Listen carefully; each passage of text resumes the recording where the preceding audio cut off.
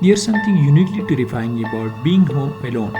The eerie silence, the creak and groans of an empty house sound you usually ignore suddenly feels sinister. But what if you weren't truly alone? What if the walls around you are boarding, a presence watching, waiting?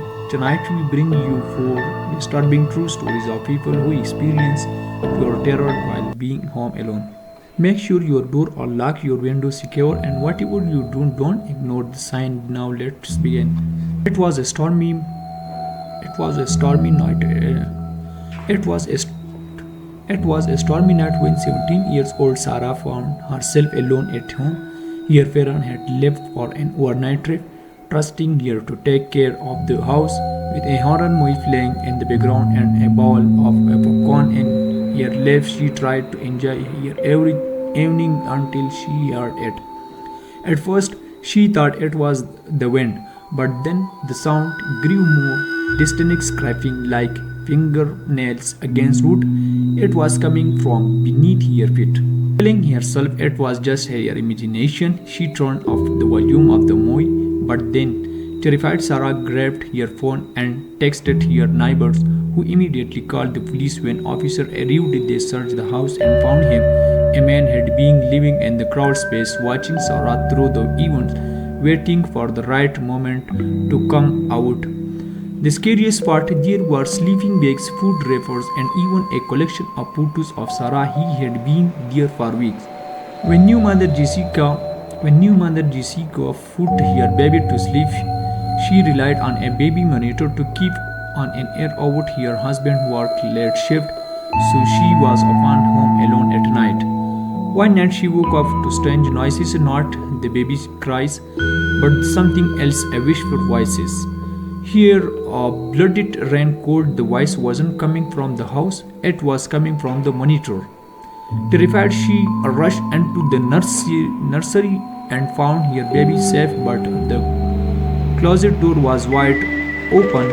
After contacting a teach specialist, she discovered something horrifying. Someone had hacked into the monitor frequency.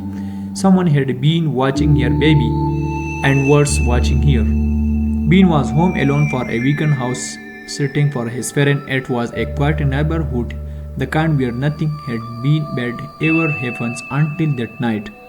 Scrolling through his phone, he almost did not notice it. A shadow standing outside his window at first, but it was a trick of the light until it moved. Ben froze. The figure did not move away. It just stood there watching.